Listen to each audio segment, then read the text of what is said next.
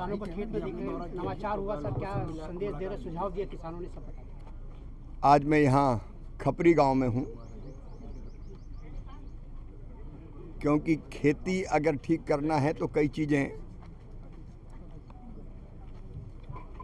हमको किसानों से सीखना भी चाहिए और किसानों से पूछना भी चाहिए। यहाँ छत्तीसगढ़ में अभी हम AKS नर्सरी में हूँ, AKF नर्सरी में हैं, और यहाँ के आसपास की खेती को भी हमने ढंग से देखा है। धान का कटोरा है हमारा छत्तीसगढ़, धान हमारी शान है, लेकिन ज़्यादा लाभ के लिए धान के साथ हमको दूसरी फसलों की तरफ भी बढ़ना पड़ेगा। ये हम देख रहे हैं, खपरी में ही हमने सब्जियों की खेती देखी, अलग अलग प्रकार की सब्जियां, फल फूल, हमने तो ब्लूबेरी और ड्रैगन फ्रूट की खेती भी देखी। विज्ञान का उपयोग करके हम फल सब्जियों, और यहाँ तो खजूर की खेती हो रही है, इनसे हम अपने देश की ज़रूरतें भी पूरी कर सकते हैं और निश्चित तौर पर किसानों की आय बढ़ा सकते हैं। आधुनिक तकनीकी का इस्तेमाल करके, रिसर्च का इस्तेमाल करके हमने देखा कैसे बैगन की रूट से ग्राफ्टिंग करके बेहतर टमाटर पैदा किया जा सकता है।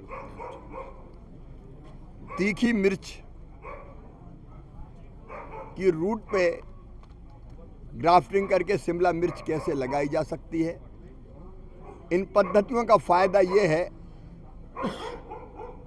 कि हम ऐसी किस्म एक ही परिवार की जो हो, जिसमें रोग कम लगते हैं, जड़ें वहाँ उसकी हो, जमीन से न्यूट्रेंट वो ले और पोषण मिले दूसरी फसल को जो ज़्यादा उत्पादन देती है।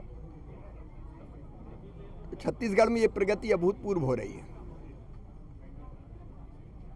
और फलों की खेती, फूलों की खेती, सब्जियों की खेती, औषधि खेती न केवल हमारी ज़रूरतें पूरी करती है बल्कि किसान की आमदनी बढ़ाती है। मोदी जी के नेतृत्व में, प्रधानमंत्री जी के, हमारा लक्ष्य किसानों की खेती और अधिकतम लाभ की कैसे बने, उस पर हम लगातार काम कर रहे हैं। उसी कड़ी में आज छत्तीसगढ़ के माननीय मुख्यमंत्री जी, माननीय कृषि मंत्री जी, हम लोग सब साथ हैं, और शाम को मुख्यमंत्री जी के साथ हम लोग और आगे के कृषि रोड मैप पर चर्चा करने वाले हैं।